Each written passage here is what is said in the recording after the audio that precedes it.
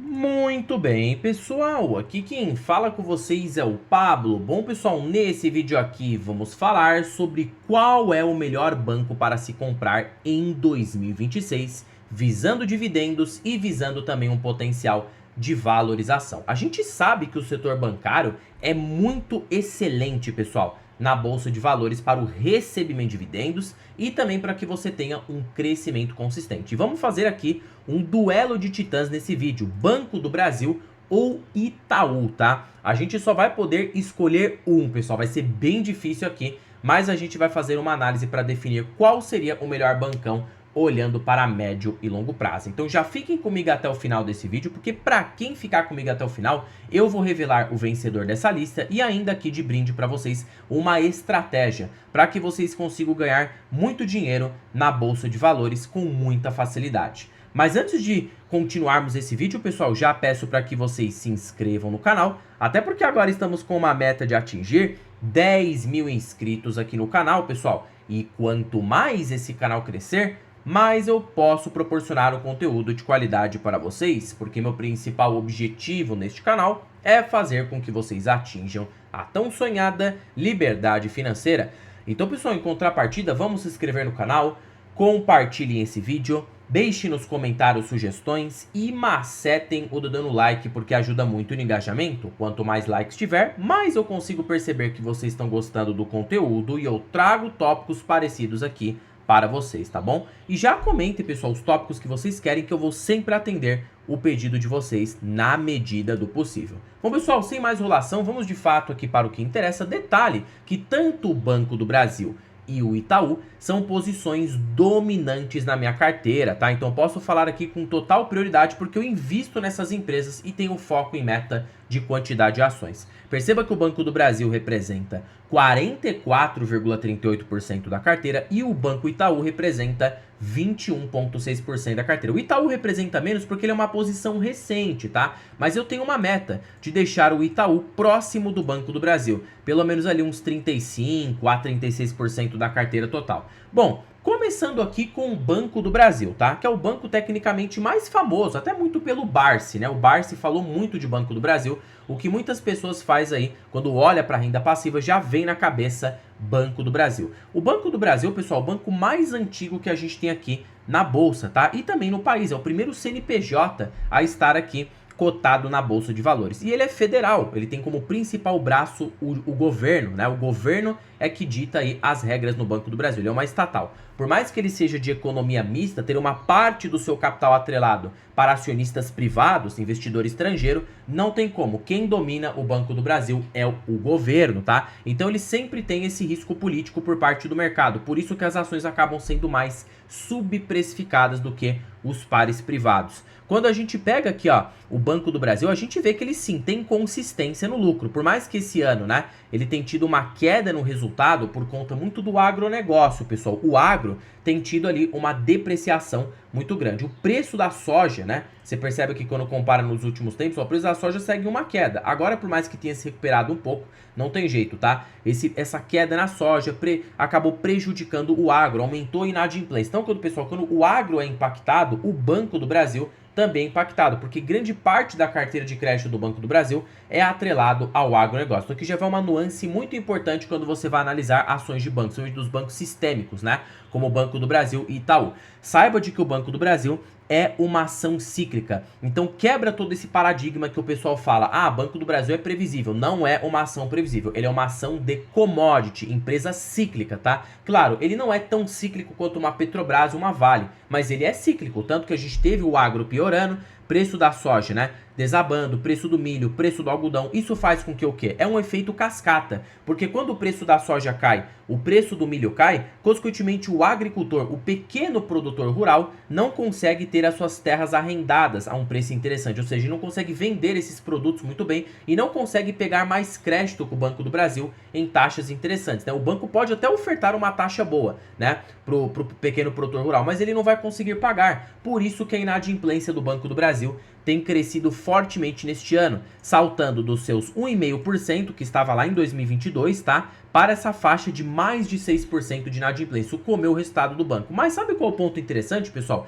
É que o Banco do Brasil não está tendo queda mesmo de resultado. Isso aqui é muito artificial. Porque quando a gente pega a receita líquida do Banco do Brasil, a gente vê que está igual, até crescendo, tá? Pegando aqui, ó, numa lupa trimestral, a gente vê que o crescimento da receita continua linear. Porém, essa inadimplência está fazendo com que o banco seja obrigado a comer parte do lucro para colocar em reserva de emergência, para cobrir esses calotes, caso os clientes não venham a pagar de fato. Então perceba que o Banco do Brasil está tendo um resultado igual, até maior do que estava tendo. Porém, a inadimplência tem batido no lucro temporariamente. O que eu acredito, pessoal, que é algo muito pontual. E são nesses momentos em Banco do Brasil que você aproveita para comprar barato, aproveita para comprar o banco e o patamar de preço. Então, qual é a lógica com o Banco do Brasil? Para você que é acionista do banco, você precisa entender dos ciclos e se aproveitar deles. Basta isso. O banco não vai quebrar, esquece esse ponto, tá? Se o Banco do Brasil quebrar, o Brasil já foi há muito tempo, porque tecnicamente ele é um banco sistêmico e necessário para a economia nacional. Hoje o banco está barato, negociando a um PVP de 0,67, a média do Banco do Brasil. Geralmente isso aqui é PVP de crise. Quando o Banco do Brasil entra nesse patamar de negociação, você abre uma margem de valorização bastante interessante para os corajosos que compram o Banco do Brasil nas baixas. Você teria um potencial de alta de 49%, tá? Fora, caso a retomada aconteça, e a gente já prevê uma queda na Selic, os bancos, pessoal, eles são muito impactados pela Selic alta, porque muita gente às vezes acaba se confundindo. Ah, o bancão ganha dinheiro com uma Selic em alta. Olha lá, pessoal, vamos ser aqui muito cautelosos com isso, porque não é bem assim que a banda toca, tá? Quando a taxa Selic aumenta, isso encarece o custo de captação dos bancos, tá? Ou seja, consequentemente, ele não consegue ter mais clientes, porque por mais que o spread aumenta, o cliente não vai querer tomar crédito com o banco, justamente por uma Selic mais alta. Então, já um arrefecimento na taxa Selic para o próximo ano é um efeito cascata, né? Beneficia tanto o Banco do Brasil consequentemente, por um aumento na carteira de crédito, ele vai conseguir aumentar sua carteira de crédito, captar mais clientes e, consequentemente, reduzir a inadimplência já pelo fator de queda da Selic. Outro fator que vai trazer ali um crescimento no Banco do Brasil, ele é o mais sensível quando a Selic cai, tanto para cima quanto para baixo, é que o agro melhora. Uma Selic mais baixa abre mais espaço para o pequeno produtor conseguir renegociar e também aumentar o preço das commodities agrícolas. Então, assim, 2026, acredito que tem muito potencial, sim, do Banco do Brasil retomar o resultado. Fora que na história, sempre quando o banco tem um baque no lucro, ele sempre se recupera para o ano seguinte, tá? E já com o efeito de queda na Selic e consequentemente melhora no cenário agro, o Banco do Brasil voltará sim para cima. E hoje as ações podem estar muito baratas e esse risco já estar precificado por parte do mercado, pelo menos esse risco aqui de queda de resultados, né?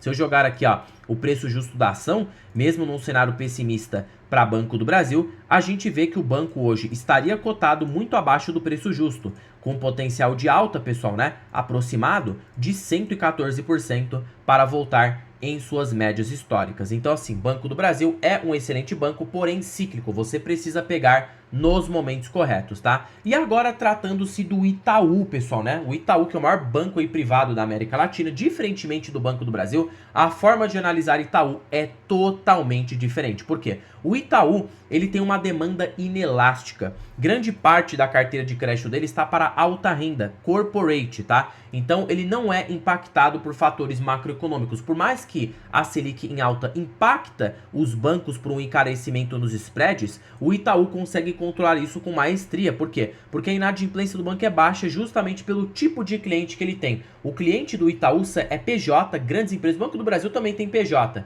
Mas a parte de pessoa física de Itaú não é para o pequeno, não é que nem o Bradesco, que é ali mais, consequentemente, para baixa renda. É para as pessoas de alta renda, né? E todos sabem que o rico, independente se a Selic está em alta, se a inflação subiu, ele vai continuar tendo dinheiro para continuar arcando com seus empréstimos. Então, por isso que o Itaú não foi afetado por essa crise que o Banco do Brasil tem passado neste ano e seu lucro está crescendo fortemente. Então, a gente olha para Itaú de uma maneira diferente. Muitos podem achar caro. Eu não acho que o Itaú está caro. Por quê? Utilizando aqui, ó, uma lógica simples, trabalhando de que ele é uma empresa com demanda elástica, a gente gosta de comprar quando o PL está baixo, diferentemente de Banco do Brasil, que a gente gosta de comprar quando o PL se estica temporariamente, justamente por o banco ser ali expressivo no agro. Então vamos colocar aqui, ó, o Itaú neste ano, já com arrefecimento na taxa Selic, ele também pode ser beneficiado, menos que o Banco do Brasil, mas também pode ser beneficiado, como todo o setor bancário em geral. Se eu pegar, no caso, esse valor de mercado do Itaú e supondo que a Selic vai cair para o próximo ano, podemos prever um lucro de 51 bilhões, com um leve crescimento comparado a este ano que vai encerrar em 48 bilhões aqui numa lupa de 12 meses. Então a gente teria um PL para Itaú de 8,4. Sabe qual que é a média do Itaú, pessoal? É negociar um PL de 13. Por quê? Porque é um banco premium, é privado, o mercado vai pagar um múltiplo naturalmente mais elevado.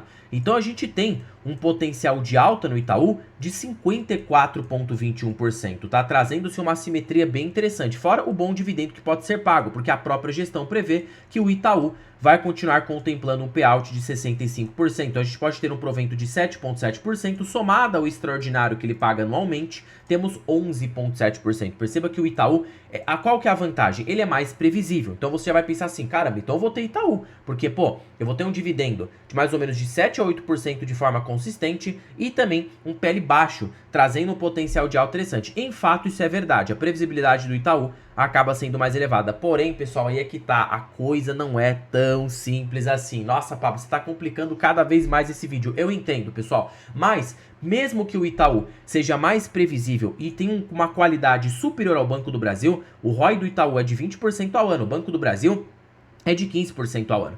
Quando a gente utiliza o indicador do Buffett aqui no Itaú, a gente percebe que também está muito barato, porque a gente não usa Graham, tá? A gente acaba usando o valor intrínseco pela fórmula do Buffett, que funciona muito bem. Já vou facilitar. Você pega aí, consequentemente, tá? Retorno exigido do Buffett e tira a taxa de crescimento média e você pega o LPA projetivo e divide por esse resultado final. Então, o preço do Itaú seria de R$115 de forma justa, trazendo aí um potencial de alta aproximado de 103%, 203%, né? Perceba que é, sim, um bom potencial. Na prática, isso é muito difícil de acontecer, só se a gente tiver um boom de mercado. E se esse boom de mercado acontecer, o Banco do Brasil tende a se valorizar em dobro, como aconteceu lá no ano de 2004 a 2007. O Banco do Brasil se valorizou em dobro. E agora cheguei no ponto que eu quero determinar para vocês. Pessoal, para vocês que ficaram comigo até o final desse vídeo, olha, mesmo com a superioridade do Itaú, mesmo que o Itaú seja muito melhor em qualidade, em ROI, tá? Seja melhor em previsibilidade, porque o Banco do Brasil deu vários sustos para os acionistas em muito tempo, eu ainda prefiro o Banco do Brasil. Eu acho que o banco vencedor desses dois aqui, por mais que o Itaú seja um monstro, tá? Eu prefiro ter o Banco do Brasil na carteira como maior exposição. Portanto, eu não descarto o Itaú. Por quê? Por mais que eu tenha minha preferência por Banco do Brasil e, na minha opinião, ele ser o vencedor dessa lista para dar rentabilidade, quando a gente pega aqui, ó, desde o Plano Real, o Banco do Brasil deu um retorno muito mais elevado. A prova viva disso são os ciclos, né? Quando a gente pega, ó, quem compra Banco do Brasil nos momentos certos, 1.500% de alta em pouco tempo, 300% de alta, pega o banco em um PVP baixo, consegue sim uma expectativa de retorno mais elevada que o Itaú. Não é à toa que, colocando hoje para longo prazo, já no passado a gente sabe que o Banco do Brasil deu mais retorno, tá? Ó, menos payout no Banco do Brasil, mesmo o banco negociando a um ROI de 15% inferior ao Itaú, a gente tem uma taxa de crescimento provável de 10,5% ao ano no lucro. Somado a um dividendo médio quando o banco paga de 9% ao ano, esse ano a gente não pode considerar. A gente tem que colocar a média, que é de 8,15. Na verdade fica um pouco a mais, tá? É que aqui está desatualizado. E aí você coloca isso aqui somado, consequentemente, com uma taxa de reinvestimento de dividendos, né? Então você tem 22% ao ano em Banco do Brasil de forma consistente, tá? Por isso que eu acho que o Banco do Brasil traz mais retorno. Agora, colocando o Itaú, olha só como não é tão simples. Quando você utiliza menos payout, tá? Supondo o mesmo payout do Banco do Brasil, que ele pague 30% pra gente não ser muito injusto. Se o banco crescer 8% ao ano na média, nesta faixa de 8%, tá? Consequentemente, temos aqui, ó, para a gente tirar esse crescimento, o banco cresceria 8% ao ano. Então a gente vê que o Banco do Brasil tem um potencial mais elevado, por mais que o Itaú tenha um lucro mais alto. Então olha só, de novo, tá? Menos payout multiplicado por um ROI de 20%, a gente vê, crescimento de 14% ao ano não é tudo isso, pessoal. Por quê? Porque a média do Itaú é ficar num ROI de 17%. O Banco do Brasil tem um ROI de 14 a 15% e o Itaú tem um ROI de 17%, tá? Então, supondo, né, basicamente, menos payout de 50%, que não é 30% a média do Itaú, somado a esse ROI de 17%, crescimento de 8,5% lucro. Agora a gente chegou num lucro mais provável, porque quando o Itaú tá indo bem, ele distribui mais, então a gente tem que ser justo no cálculo, tá? A gente precisa ser justo no cálculo. 8,5% ao ano. Somado a um dividendo médio na faixa de 7%, porque diferentemente do Banco do Brasil, o Itaú paga um pouco menos na perpetuidade, aí a gente soma com uma taxa de reinvestimento de dividendos, retorno embutido no preço da ação do Itaú de 18,5% a 19% ao ano. No cenário atual, eu acho que ele pode trazer até 20% ao ano, mas perceba que o Banco do Brasil pode trazer 3% a mais no longo prazo. Por quê? Justamente por conta das assimetrias. O fator político, pessoal, e a descrença do mercado no Banco do Brasil, o fator cíclico, para quem compra no preço certo, pode ter ali um retorno mais elevado. E se você acha que 3% a mais não dá diferença, engano seu, tá? Se eu colocar aqui, ó, um patrimônio de 200 mil reais em 20 anos no tempo, e o Itaú entregue 20% ao ano, porque o Itaú entregou isso com consistência, com reinvestimento, pegando em bons preços, você conseguiu 20% ao ano. Você com certeza multiplicou, tá? Para 7,6 milhões. Mas olha o Banco do Brasil. O Banco do Brasil deu 3% a mais. Então você multiplicou esse dinheiro, sabe para quanto? 12,5 milhões. Uma diferença somente de você ter uma maior exposição em Banco do Brasil aproximada. Se a gente pegar aqui, ó, 12,5 menos 7,6, que seria milhões, né? Você ganhou 4,9 milhões a mais com o Banco do Brasil. Então hoje, o vencedor dessa lista, eu acredito que é o Banco do Brasil, mesmo com a sua ciclicidade relativa ao agronegócio e mesmo sendo o banco político, tá? Porque, pessoal, não tem jeito. O fator de risco um pouco mais elevado no Banco do Brasil te traz uma assimetria mais elevada. E fora que pegando nos preços certos, você consegue sim um potencial de rentabilidade imensuravelmente mais elevado, mais do que o Itaú. Só que aí também entra uma outra nuance. Por mais que eu prefira Banco do Brasil, tá? Eu não descarto o Itaú, porque nos momentos que o Banco do Brasil estiver enfrentando problemas, porque isso não vai ser nem a primeira vez e nem a última vez, o Itaú serve como uma proteção na sua carteira, um colchão de segurança,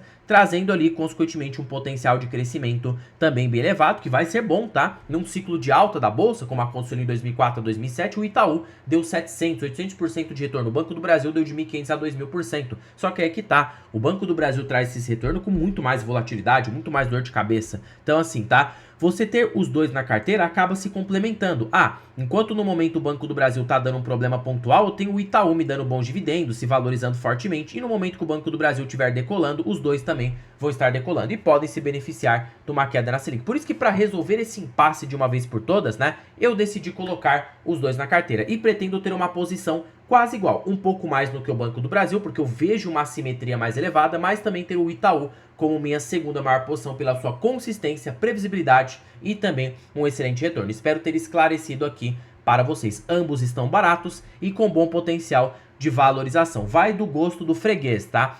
Se você quer mais rentabilidade, porém com uma dor de cabeça maior, vá no Banco do Brasil. E se você quer uma rentabilidade ligeiramente reduzida, né? Que no longo prazo faz diferença, mas sem dor de cabeça nenhuma, vá no Itaú. Nada é recomendação de compra ou de venda. Nossa, Pablo, eu achei seu vídeo massa, muito esclarecedor para banco. Só que aqui tá, eu não tenho tanto conhecimento como você tem. Tô começando agora, precisava de uma ajuda. Será que você tem alguma coisa para facilitar nosso dia a dia? Bom, pessoal, é por isso que para vocês que ficaram comigo aí até o final desse vídeo, eu estou com uma belíssima oportunidade aqui para vocês. A planilha das ações mais baratas da Bolsa. Pessoal, essa planilha aqui, ela é show de bola. Para primeiro de conversa que ela é uma planilha totalmente vitalícia. Uma vez que você investir nessa planilha, ela é sua para sempre, para a sua vida toda. Fora que ela é mais barata do que o preço de uma pizza, aquela pizza que você paga ali no mês, essa planilha está mais barata do que isso. E você tem acesso a mais de 100 ações que você pode estudar em tempo real. Segundo fator, falando em tempo real, é que ela é totalmente automatizada. Cada balanço especial de uma empresa, a qualquer segundo, a qualquer minuto, todas as projeções dessa planilha serão feitas automaticamente. Porque existem algoritmos de negociação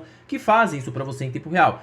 E terceiro e último fator, contém os melhores indicadores da bolsa pelos grandes investidores, né? Subazin, Ben Graham, Peter Lynch, você tem aqui o ranking das ações mais baratas pela Magic Formula. Fora também preço teto projetivo. Tá bom, Pablo? Onde estará o link dessa belezura? Estará na descrição deste vídeo, primeiro comentário fixado e na bio do canal. Basta você clicar em mais e você vai ser direcionado para adquirir a planilha das ações mais baratas aqui no Brasil. Tá bom, pessoal? Por este vídeo é isso. Não se esqueçam de se inscrever no canal, compartilhe esse vídeo, deixem nos comentários sugestões e macetem o dedo no like, porque ajuda muito no engajamento. E já comentem se vocês têm Banco do Brasil e Itaú. Em particular, tenho os dois na carteira. Atualmente estou focando em Itaú porque eu quero crescer a minha posição no banco, atingindo os 35% da carteira. Quando eu atingir essa meta, eu posso voltar a comprar novamente Banco do Brasil, sempre com uma posição ligeiramente maior do que o Itaú, porque eu vejo mais assimetria e potencial de rentabilidade. O Itaú serve como fator proteção e que também vai trazer uma rentabilidade interessante. E as outras ações da carteira também sigo comprando fortemente. Bom, pessoal, terminando o vídeo por aqui. Fique com Deus no próximo vídeo e fui!